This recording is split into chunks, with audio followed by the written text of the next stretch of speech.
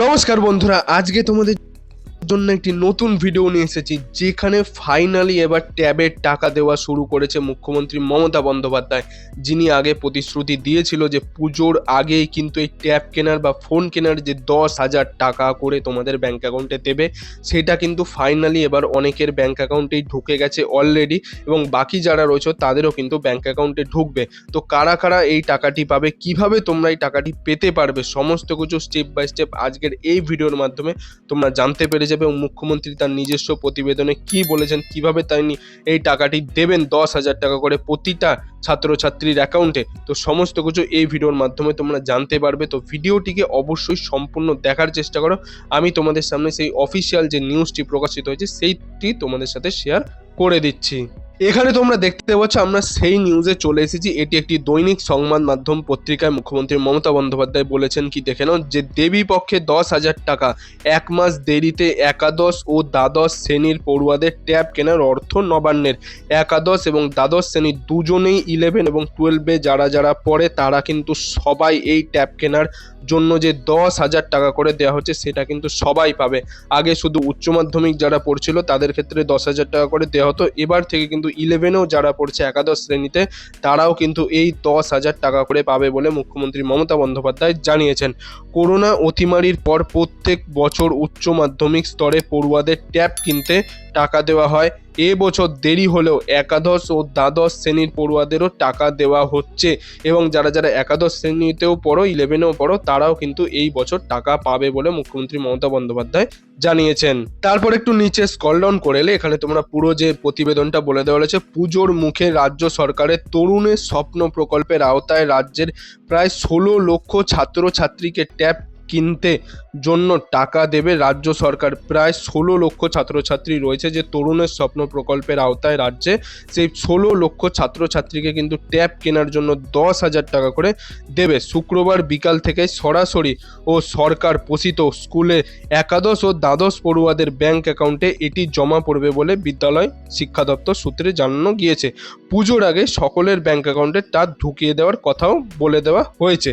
তারপর এখানে বলেছে যে করোনা অতিমারির পরে 2021 সালে রাজ্য সরকার এই প্রকল্প চালু করে। প্রতি বছর শিক্ষক দিবসের দিন অর্থাৎ 5ই সেপ্টেম্বর দ্বাদশ শ্রেণীর পড়ুয়াদের 10,000 টাকা করে দেয়া হয়ে থাকতো। ঠিক আছে, এবছর শুধু দ্বাদশ নয়, একাদশ শ্রেণীর পড়ুয়ারাও টাকা দেওয়া হচ্ছে। এই সিদ্ধান্তের কথা বিধানসভায় বাজেট পেশের সময় জানানো হয়েছিল। এর জন্য অতিরিক্ত 900 কোটি টাকা বরাদ্দ অর্থ দপ্তর। ঠিক আছে, এইটা কিন্তু বাজেট যখন পেশ হয়েছিল রাজ্যে তখনই কিন্তু জানিয়ে দেওয়া হয়েছিল যে এবার একাদশ শ্রেণীও কিন্তু এই ট্যাব কেনার জন্য টাকা পাবে। শুধুমাত্র উচ্চ মাধ্যমিকে যারা পড়ে তারাই শুধু নয়, একাদশ শ্রেণীরাও কিন্তু এই ট্যাব কেনার জন্য টাকা এইবার পাবে। তারপর এখানে বলেছে যে আরজিকর কাণ্ডের জেরে বিক্ষোভের আবহে চলতি বছরের শিক্ষক দিবসের অনুষ্ঠান বাতিল করে রাজ্য। তোমরা সবাই জানো যে এই বছর 5ই সেপ্টেম্বর কিন্তু কোনো অনুষ্ঠান হয়নি, সেই সঙ্গে বাতিল হয় 5ই সেপ্টেম্বর থেকে তরুণের স্বপ্ন প্রকল্পের এই অর্থবিলি। 5ই সেপ্টেম্বর কোনো টাকা দেওয়া হয়নি, যেটা তোমাদের আগে বলা হয়েছিল দেওয়া হবে, কিন্তু সেটা বাতিল করা হয়। শেষ মুহূর্তে বিলি বন্ধের সিদ্ধান্ত হলেও প্রস্তুতি নিয়ে রেখেছিল শিক্ষা দপ্তর।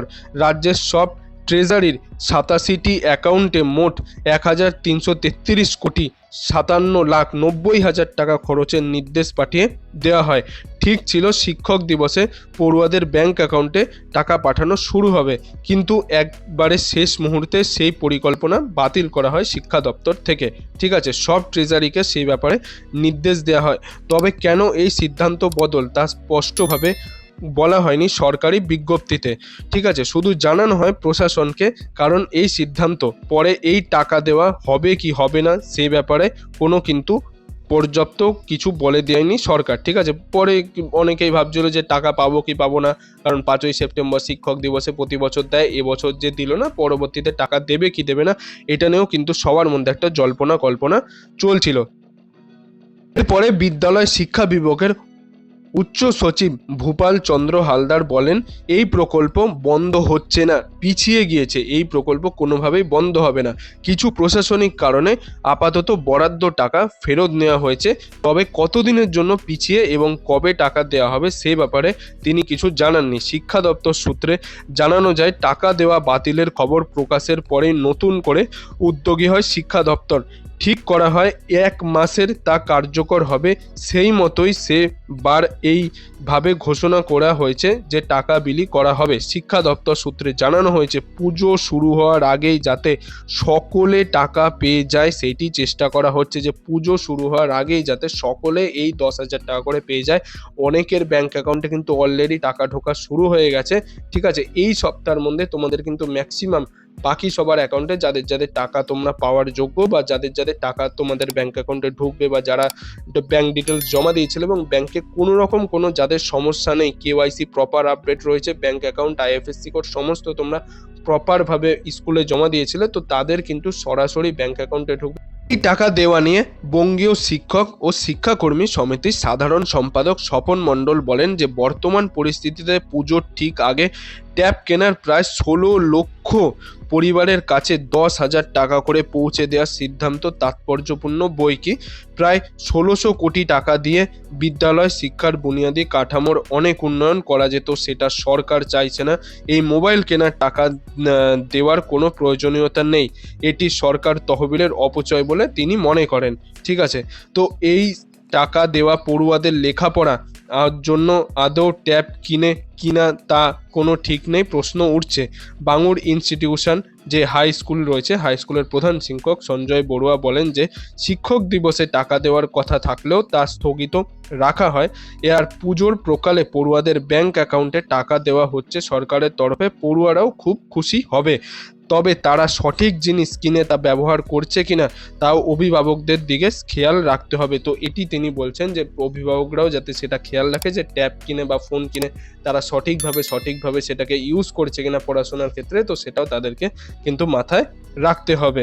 এবং তোমরা দেখতেই পেলে যে পুজোর আগেই কিন্তু সবার ব্যাংক অ্যাকাউন্টে টাকা ঢোকা শুরু হয়েছে এবং মুখ্যমন্ত্রী নিজে অনুষ্ঠান করেন যে 10,000 টাকার চেক তিনি সেটা বিলি করেছেন। তোমরা অবশ্যই নিউজ চ্যানেলগুলোতে দেখেছো, ঠিক আছে, যে মুখ্যমন্ত্রী চেক দিয়েছে অনেক স্কুলকে ওর যে 10,000 টাকার চেক ট্যাব কেনার জন্য, সেটাও তোমরা দেখেছো। এবং অনেকের ব্যাংক অ্যাকাউন্টে ডিরেক্টলি 10,000 টাকা করে ঢুকে যাচ্ছে।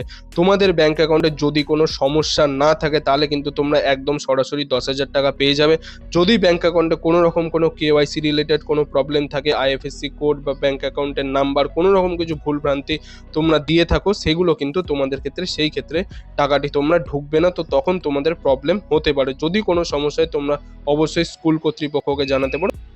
এবং যাদের যাদের এখন কোনো টাকা ঢোকা বাকি রয়েছে তারা কিন্তু এই সপ্তাহের মধ্যেই আশা করা যায় যে সবার ব্যাংক অ্যাকাউন্টে টাকাটি ঢুকে যাবে। পুজোর আগে মুখ্যমন্ত্রী মমতা বন্দ্যোপাধ্যায় জানিয়ে দিয়েছেন যে সবার ব্যাংক অ্যাকাউন্টে এই টাকা দিয়ে দেওয়ার জন্য। তো তোমরা সবাই অবশ্যই তোমাদের ব্যাংক অ্যাকাউন্ট বা পাসবই চেক করে নেবে, তোমাদের আশা করি টাকাটি তোমরা পেয়ে যাবে। একাদশ এবং দ্বাদশ শ্রেণীর ছাত্রছাত্রীরা সবাই এই 10,000 টাকা করে পাবে।